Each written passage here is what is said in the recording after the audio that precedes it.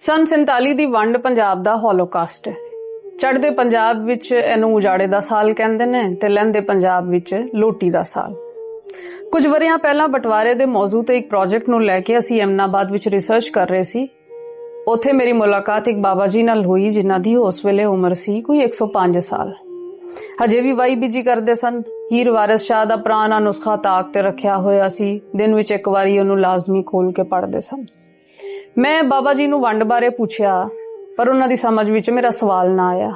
ਮੈਂ ਆਪਣਾ ਸਵਾਲ ਰੀਫਰੇਸ ਕੀਤਾ ਕਿ ਜਦੋਂ ਅਹਿਮਦਾਬਾਦ ਦੇ ਹਿੰਦੂ ਦੀਵਾਨ ਇੱਥੋਂ ਟੁਰ ਗਏ ਸਨ ਮੈਂ ਉਸ ਸਾਲ ਦਾ ਪੁੱਛ ਰਹੀ ਹਾਂ। ਬਾਬਾ ਜੀ ਦੇ ਚਿਹਰੇ ਤੇ ਦੁੱਖ ਜਿਹਾ ਛਾ ਗਿਆ। ਥੋੜੀ ਦੇਰ ਚੁੱਪ ਰਹੇ, ਫਿਰ ਉਹਨਾਂ ਦੱਸਣਾ ਸ਼ੁਰੂ ਕੀਤਾ। ਪੁੱਤਰਾ, ਮੈਂ ਰਹਿੰਦਾ ਸੀ ਸ਼ਹਿਰੋਂ ਦੂਰ ਡੇਰੇ ਤੇ। ਮੈਨੂੰ ਪਤਾ ਚਿਰ ਨਾਲ ਲੱਗਾ। ਉਦੋਂ ਤਿਕਰ ਸਾਰੀਆਂ ਕੋਠੀਆਂ ਲੁੱਟ ਲੁਟਾ ਗਈਆਂ ਸਨ। ਮੇਰੇ ਹਿੱਸੇ ਕੁਝ ਖਾਸ ਨਾ ਆਇਆ। ਮੈਂ ਅਹਿਮਦਾਬਾਦ ਵਿੱਚ ਉਸ ਪੁਲਿਸ ਵਾਲੇ ਦਾ ਘਰ ਵੀ ਵੇਖਿਆ ਜਿੱਥੇ ਸਾਰਾ ਲੋਟੀ ਦਾ ਮਾਲ ਲੁਕਾ ਕੇ ਰੱਖਿਆ ਗਿਆ ਸੀ। ਇਦਾਂ ਸਾਰੀ ਕਲਚਰਲ ਇਲੀਟ ਲਕੀਰ ਦੇ ਉਸ ਪਾਰ ਟੁਰ ਗਈ ਤੇ ਅਸੀਂ ਉਹਨਾਂ ਦੀਆਂ ਪਿੱਛੇ ਰਹਿ ਗਈਆਂ ਕੋਠੀਆਂ ਵਾਂਗੂ ਬੰਜਰ ਹੋ ਗਏ।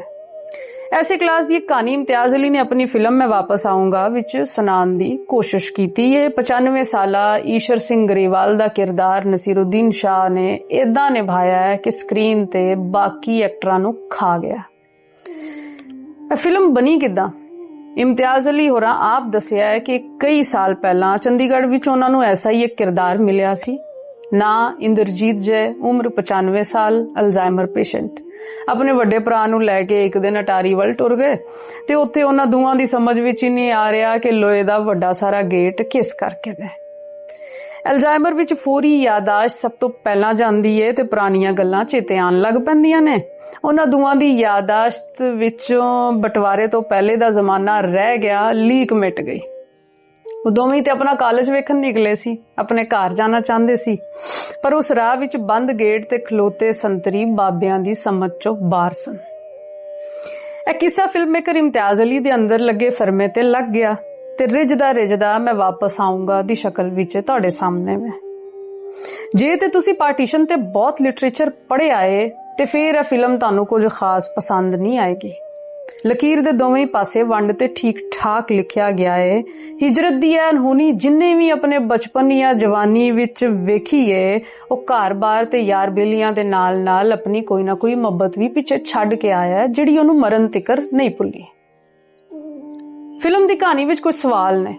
ਆਊਟ ਆਫ ਨੋਵੇਅਰ 100 ਦਮ ਡੈਥ ਬੈੱਡ ਤੇ ਈਸ਼ਰ ਸਿੰਘ ਹੋਰਾਂ ਦੇ ਬਾਹਰੋਂ ਆਏ ਪੋਤਰੇ ਨੂੰ ਅਹਿਸਾਸ ਹੋ ਜਾਂਦਾ ਹੈ ਕਿ ਦਾਦਾ ਜੀ ਕੁਝ ਅਜੀਬ ਜੀਆਂ ਗੱਲਾਂ ਕਰ ਰਹੇ ਨੇ, ਲਾਰਡ ਮਾਊਂਟ ਬੈਟਨ ਦਾ ਵੀ ਨਾਂ ਲੈ ਰਹੇ ਨੇ, ਹੋਰੇ ਕੋਈ ਅਦਪਚਦਾ ਕੰਮ ਹੈ ਜਿਹੜਾ ਪੂਰਾ ਕਰਨਾ ਚਾਹੁੰਦੇ ਨੇ।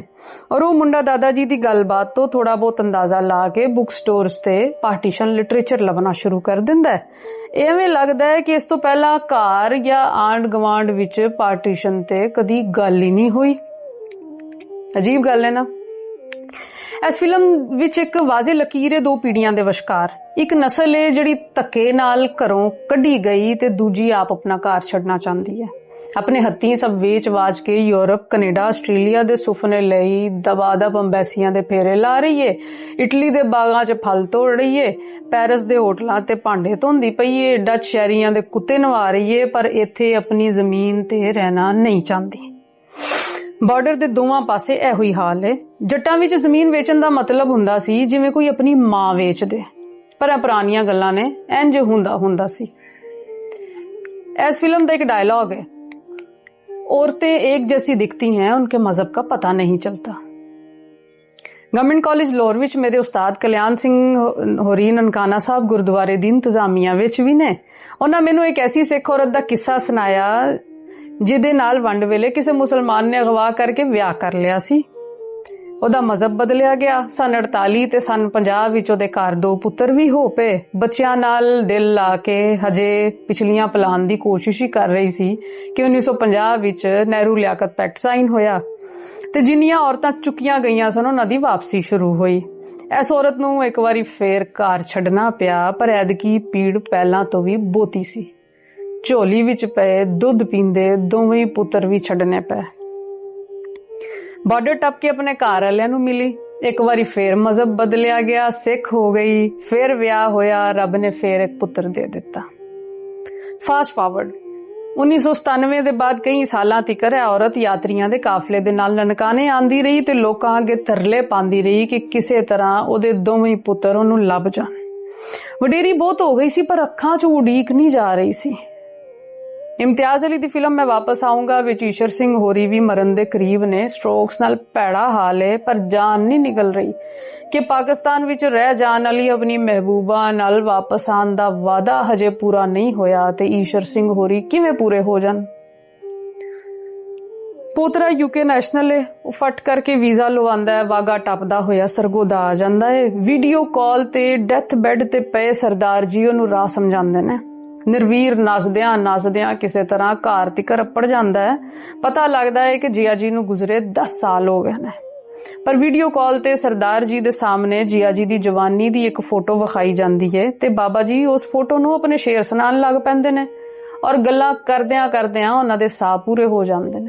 ਬਿਲਕੁਲ ਇਸੇ ਤਰ੍ਹਾਂ ਹਰ ਸਾਲ ਨਨਕਾਣੇ ਦਾ ਫੇਰਾ ਲਾਉਣ ਵਾਲੀ ਮਾਈ ਦੀ ਜਾਨ ਵੀ ਅਟਕੀ ਰਹੀ ਜਦੋਂ ਤੀਕਰ ਉਹਨੂੰ ਖੁਸ਼ਕਿਸਮਤੀ ਨਾਲ ਆਪਣੇ ਦੋਵੇਂ ਹੀ ਪੁੱਤਰਾਂ ਦਾ ਪਤਾ ਨਹੀਂ ਲੱਗ ਗਿਆ ਔਰ ਉਹ ਆਪਣੀ ਮਾਂ ਨੂੰ ਮਿਲਣ ਨਨਕਾਣੇ ਵੀ ਪਹੁੰਚ ਗਿਆ।